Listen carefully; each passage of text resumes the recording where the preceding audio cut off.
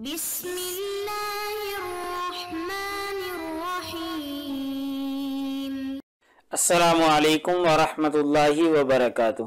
بسم اللہ الرحمن الرحیم۔ عزیز طلباء اکرام، ایم.اے. اسلامیات کے مضمون تاریخ اسلام کا آج ہمارا سبق نمبر 73 ہے، جس کا عنوان ہے صلاح الدین ایوبی کے کارنامے۔ تو نیا سبق شروع کرنے سے پہلے ہم گزشتہ سبق کا خلاصہ دیکھتے ہیں۔ پچھلے سبق میں ہم نے سلطان صلاح الدین ایوبی کا تعارف پڑھا تھا، اور ایسے ہی سلطان صلاح الدین ایوبی کے کردار کے حوالے سے کچھ اہم ان کے سیرت اور کردار کے اوصاف کے بارے میں تذکرہ کر آئے ہیں، جن میں ایک وصف مجاہد فی سبیل اللہ کی حیثیت سے تھا، اور ایک ان کا وصف جو کہ ان کے کردار کا ایک لازمی جز تھا وہ بہادری اور شجاعت تھا۔ ایسے ہی ایک وصف تقوی اور پرہیزگاری تھا، ایسے ہی ایک وصف عفو و درگزر تھا، اور ایک وصف سادگی، اور ایسے ہی ہم نے کچھ اور دیگر اوصاف پر بھی گفتگو کی تھی، جن میں غیر مسلموں کے ساتھ حسن سلوک والا معاملہ، ایسے ہی عدل و انصاف وغیرہ، ان اوصاف کے بارے میں ہم پچھلے سبق میں تذکرہ کر رہے ہیں۔ تو آج کے اس سبق میں انشاءاللہ ہم صلاح الدین ایوبی کے اہم کارناموں کے حوالے سے گفتگو کریں گے۔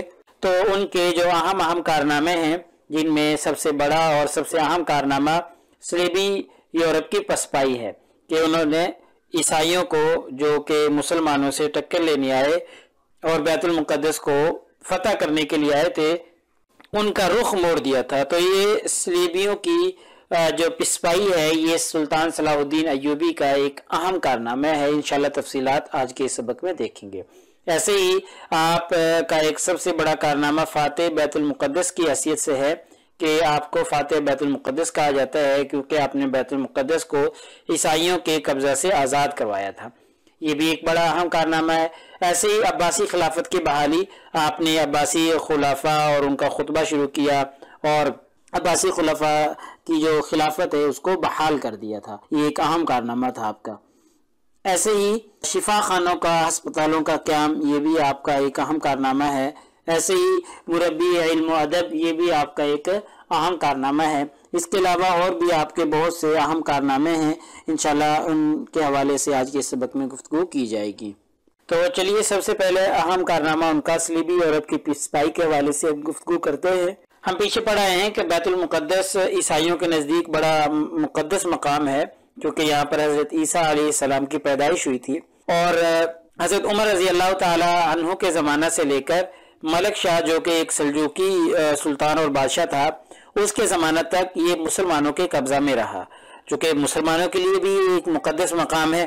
اور حضرت عمر رضی اللہ تعالیٰ عنہ نے عیسائیوں سے ہی بیت المقدس کو آزاد کروایا تھا۔ تو اس زمانے کے دوران تو کسی بھی عیسائی نے بیت المقدس کی طرف منہ اٹھا کر نہیں دیکھا، اور نہ ان کے دلوں میں یہ خیال پیدا ہوا کہ وہ بیت المقدس کو مسلمانوں سے آزاد کروا لیں۔ لیکن جب ملک شاہ جو کہ سلجوقی سلطان تھا، اس کی وفات ہوگی، تو اس کی وفات کے بعد مسلمانوں میں آپس میں انتشار پیدا ہو گیا، اور مسلمان آپس میں دست و گریباں رہنے لگے اور زوال کا شکار ہونے لگے، اور آپس میں انتشار کی سی صورت پیدا ہوگی۔ جب یہ انتشار عیسائیوں نے دیکھا، تو عیسائیوں کے دلوں میں بیت المقدس پر قبضہ کا خیال پیدا ہوا، اور انہوں نے مسلمانوں کے زوال اور مسلمانوں کے انتشار سے فائدہ اٹھانے کی کوشش کی۔ تو فلسطین اور بیت المقدس پر قبضہ کرنے کے لیے عیسائیوں نے اسلام اور اہل اسلام کے خلاف جنگیں لڑیں۔ ان جنگوں کو تاریخ میں صلیبی جنگوں کے نام سے جانا جاتا ہے، پیچھے تفصیلات ہم ان کی ذکر کر چکے ہیں۔ تو پہلی صلیبی جنگ جو ہوئی ہے وہ 1096 سے لے کر 1099 تک ہوئی ہے۔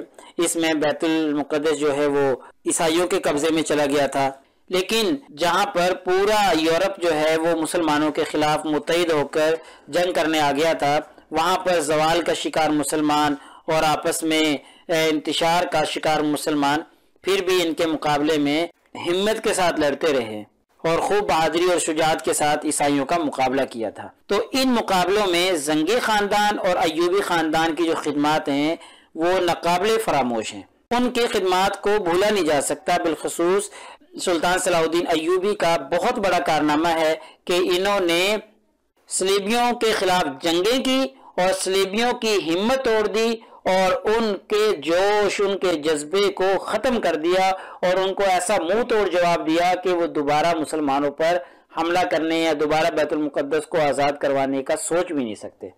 تیسری صلیبی جنگ جو ہوئی ہے، جس میں فرانس کا بادشاہ، جرمنی کا بادشاہ اور برطانیہ کا بادشاہ اور ان کی ساری فوجیں متحد ہو کر مسلمانوں کے خلاف نکل کھڑی ہوئی تھی، تو سلطان صلاح الدین ایوبی نے ان کا مقابلہ کیا اور کو شکست فاش دی، اور ان بادشاہوں میں سے کوئی دریا میں ڈوب کر مر رہا ہے، کوئی زخمی ہو رہا ہے اور کوئی واپس بھاگ رہا ہے۔ تو پھر ان بادشاہوں کی بھی دوڑیں لگ گئی تھی اور سلطان صلاح الدین ایوبی کی ہمت، ان کے جذبے، ان کی شجاعت اور ان کی بہادری کے سامنے۔ تو صلیبیوں کی پسپائی یہ ایک بہت بڑی خدمت، بہت بڑا کارنامہ ہے صلاح الدین ایوبی کا۔ ایسے ہی فاتح بیت المقدس کی حیثیت سے بھی سلطان صلاح الدین ایوبی کی بڑی کوششیں اور بڑا کارنامہ رہا ہے، کیونکہ حضرت عمر رضی اللہ تعالیٰ عنہ کے زمانہ سے ہی مسلمانوں کے قبضے میں بیت المقدس چلا رہا تھا، لیکن پہلی صلیبی جنگ کی صورت میں عیسائیوں نے بیت المقدس پر قبضہ کر لیا تھا اور مسلمانوں سے چھین لیا تھا۔ تو اب سلطان صلاح الدین ایوبی کی سب سے بڑی خواہش یہ تھی کہ وہ کسی طریقے سے بیت المقدس کو عیسائیوں سے واپس لے لیں۔ تو پھر تیسری صلیبی جنگ میں سلطان صلاح الدین ایوبی نے صلیبیوں کو اور عیسائیوں کو شکست فاش دی اور دوبارہ سے بیت المقدس پر قبضہ کر لیا اور فلسطین کی سرزمین کو مسیحیوں سے اور عیسائیوں سے پاک کر لیا۔ اور یہ بیت المقدس کے فاتح ہونے کی حیثیت سے سلطان صلاح الدین ایوبی کا تاریخ میں بڑا شہرہ ہے، اور انہوں نے بڑی شہرت اور بڑا نام کمایا ہے یہ بیت المقدس کو فتح کر کے، اور یہ نام اور یہ شہرت کسی اور حکمران کو نہیں مل سکی۔ اور یہ جو بیت المقدس کو فتح کرنا ہے یہ ان کی ذاتی زندگی کا سب سے بڑا کارنامہ ہے۔ ایسے ہی ایک اور کارنامہ سلطان صلاح الدین ایوبی کا یہ ہے کہ انہوں نے عباسی خلافت کی بحالی کی، کیونکہ اس وقت عباسی جو خلافات تھے وہ کمزور ہو چکے تھے اور علاقے جو ہیں وہ آزاد اور خود مختار حکومتوں میں بدلتے جا رہے تھے۔ لوگ بغاوتیں کر کے کچھ حصہ پر، کچھ علاقوں پر اپنی حکومت قائم کر دیتے تھے، اور ان خود مختار حکومتوں میں سب سے جو طاقتور اور سب سے مضبوط جو حکومت تھی وہ مصر میں فاطمی خلافت تھی۔ مصر میں، شام میں فاطمی حکومت قائم ہو چکی تھی، اور عقیدتاً یہ لوگ شیعہ مذہب سے تعلق رکھتے تھے، یہ لوگ شیعہ تھے۔ تو یہ اپنی طاقت کے بلبوتے پر روز بروز اپنی سلطنت میں، اپنی حکومت میں اضافہ کرتے جا رہے تھے۔ چونکہ عباسی حکومت تو کمزور تھی، وہ ان کا مقابلہ نہیں کر سکتی تھی، تو ایسے وقت میں سلطان صلاح الدین ایوبی نے کارنامے سر انجام دیے اور انہوں نے مصر اور شام پر اپنا قبضہ مستحکم کیا اور فاطمی جو خلافت تھی اس کا خاتمہ کیا۔ خاتمہ کرنے کے بعد ان علاقوں کو دوبارہ سے عباسی خلفاء کے ماتحت قرار دے دیا، اور جو علاقے سلطان صلاح الدین ایوبی نے فتح کیے تھے مصر اور شام جیسے، ان میں وہ خود حکمران نہیں بنے، بلکہ ان علاقوں میں انہوں نے خلیفہ عباسی کا خطبہ جاری کیا تھا۔ یعنی اگر وہ خود حکمران بنتے تو بن سکتے تھے، لیکن انہوں نے ایسا نہیں کیا، بلکہ عباسی خلافت کی بحالی کے لیے کام کیا، اور عباسی خلافت کا، عباسی خلیفہ کا جو خطبہ تھا وہ ان علاقوں میں رائج کیا تھا۔ اور یعنی اور بھی اس کے علاوہ بہت سے علاقے ہیں جن میں فارس کے کچھ علاقے ہیں جو عباسی خلیفہ کے ماتحت تھے، لیکن وہ اب ان کے قبضے سے جا چکے تھے، تو سلطان صلاح الدین ایوبی نے ان کو دوبارہ عباسی خلافت کا حصہ بنایا تھا۔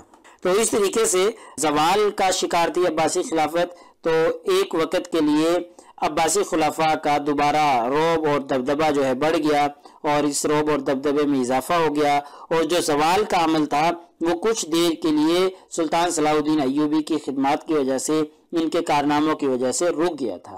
ایسے ہی سلطان صلاح الدین ایوبی کا ایک کارنامہ یہ بھی ہے کہ انہوں نے شفا خانوں کا قیام کیا۔ مصر میں، شام میں آپ نے کئی سرائیں اور کئی مہمان خانے جو ہیں وہ تعمیر کروائے تھے۔ ایسے ہی قاہرہ میں ایک شفا خانہ تعمیر کروایا تھا، اس کی بڑی شہرت تھی اور بڑا مشہور شفا خانہ تھا، بڑا مشہور یہ ہسپتال تھا، اس کے بہت سے جو ہے کمرے تھے، اور ایسے ہی اس میں مریضوں کے لیے الگ الگ پلنگ بچھے ہوئے ہوتے تھے جن پر دھلی ہوئی چادریں اور صاف ستھری چادریں اور تکیے موجود رہتے تھے۔ ایسے ہی دواؤں کے لیے الگ کمرہ جات ہوتے تھے، عورتوں کے علاج کے لیے الگ الگ ڈپارٹمنٹ موجود تھے، تو یہ اس کی خصوصیات تھیں کہ یہ مشہور ہوا، اس کی شہرت کیوں ہوئی، ان خصوصیات کی بنیاد پر یہ قاہرہ کا جو شفا خانہ ہے یہ مشہور ہوا تھا، اور عورتوں کی خدمت کے لیے عورتیں ہی موجود رہتی تھیں، ان کی دیکھ بھال کرتی تھیں۔ ایسے ہی پاگلوں کے لیے سلطان نے الگ بلڈنگ تعمیر کروائی تھی، اور اس کی کھڑکیوں پر لوہے کی جالیاں لگوائی گئی تھیں تاکہ کوئی پاگل کھڑکیوں کو توڑ نہ سکے۔ ایسے ہی سلطان خود بھی ان ہسپتالوں کی نگرانی کرتا تھا اور خود بھی معائنہ کرنے کے لیے کبھی کبھار آ جایا کرتا تھا۔ ہسپتال میں ایک ماہر طبیب ہوتا تھا، پھر اس کے ماتحت چھوٹے درجے کے طبیب اور ملازم کام کر رہے ہوتے تھے، اور صبح شام جو ہے وہ لوگوں کا علاج مفت میں کیا جا رہا ہوتا تھا اور ان کو دوائیں مفت میں دی جا رہی ہوتی تھی۔ تو یہ ایک بڑا کارنامہ تھا سلطان صلاح الدین ایوبی کا۔ ایسے ہی علمی اعتبار سے سلطان صلاح الدین ایوبی کا یہ کارنامہ ہے کہ وہ مربی علم و ادب تھا۔ سلطان صلاح الدین ایوبی اہل علم کا بہت زیادہ قدردان تھا اور ان کی حوصلہ افزائی اور عزت افزائی کرتا تھا۔ جب ان کو مصر کی وزارت ملی تھی تو مصری وزارت کے دوران وہ اپنے ارد گرد علماء، فقہا، اطباء، صوفیاء، شعراء وغیرہ کو جمع کرتا تھا اور علمی مجالس قائم کرواتا تھا جہاں سے علم کا فروغ ہوتا تھا۔ ایسے ہی علم کے اعتبار سے یہ بھی ایک خدمت رہی ہے ان کی کہ انہوں نے اس وقت کے جو علماء اساتذہ تھے ان کی تنخواہیں مقرر کی تھی تاکہ یہ علم کے ساتھ ہی مشغول رہیں، معاش کی تنگی کی وجہ سے علم کو چھوڑ نہ بیٹھیں، تو ان کی تنخواہیں مقرر کی تھیں۔ ایسے ہی سلطان کو خود کو شعر و شاعری سے بڑی دلچسپی تھی، بڑی دل لگی تھی، وہ خود بھی موزوں شعر کہہ لیتے تھا، اور ان کا بھائی جو تھا جن کا نام تاج الملوک تھا جب وہ فوت ہوا تو اس پر اظہار غم کی صورت میں انہوں نے اشعار کہے تھے۔ ایسے ہی شعر کی جو باریکیاں ہوتی ہیں اور فنی لطافتیں ہوتی ہیں ان سے بھی آگاہ تھا، اور اچھے اچھے شعراء کی غلطیوں کی اصلاح بھی کر دیا کرتا تھا، یعنی خود بھی شاعر تھا اور شعر و شاعری میں ماہر تھا اور دوسروں سے اشعار سننے کا بھی شوقین تھا۔ انہوں نے اپنے زمانے میں مصر اور شام کے علاقوں کو علم و ادب کا گہوارہ بنا دیا تھا۔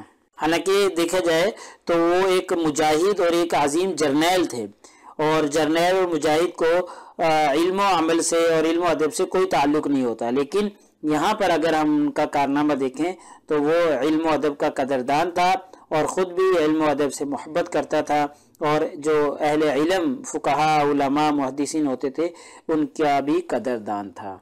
تو یہ ان کے چند اوصاف تھے جن کے بارے میں ہم نے تذکرہ کیا ہے۔ اس کے علاوہ اور بھی بہت سے اوصاف ہیں کہ اس سبق میں ان کا سمونا مشکل ہے، تو لہٰذا ان کے لیے کتب سے استفادہ کیا جا سکتا ہے۔ آپ کتب کا مطالعہ کریں تو وہاں سے یہ ساری چیزیں آپ کو بھی تفصیل مل سکتی ہیں۔ تو لہٰذا ہمارے آج کے اس سبق کا خلاصہ یہ نکلا کہ آج کے اس سبق میں ہم نے سلطان صلاح الدین ایوبی کے اہم کارناموں کے حوالے سے گفتگو کی ہے، اور ان کے اہم کارناموں میں صلیبی عرب کی پسپائی، فاتح بیت المقدس، عباسی خلافت کی بحالی، یہ ایک بڑا اہم کارنامہ تھا ان کا۔ ایسے ہی شفا خانوں کا قیام اور مربی علم و ادب، تو یہ ان کی خدمات تھیں، ان کے کارنامہ تھے جن کے حوالے سے ہم نے گفتگو کی ہے۔ تو ایسے ہی پیپر میں پوچھے جانے والے سوالات سے متعلق اگر ہم گفتگو کریں تو یہی ایک سمپل سے سوال کہ جی سلطان صلاح الدین ایوبی کے کارناموں پر روشنی ڈالیں، یا سلطان صلاح الدین ایوبی نے کون کون سے کارنامے سر انجام دیے، یا کسی ایک کارنامے کے حوالے سے بھی تخصیص کر کے سوال پوچھا جا سکتا ہے۔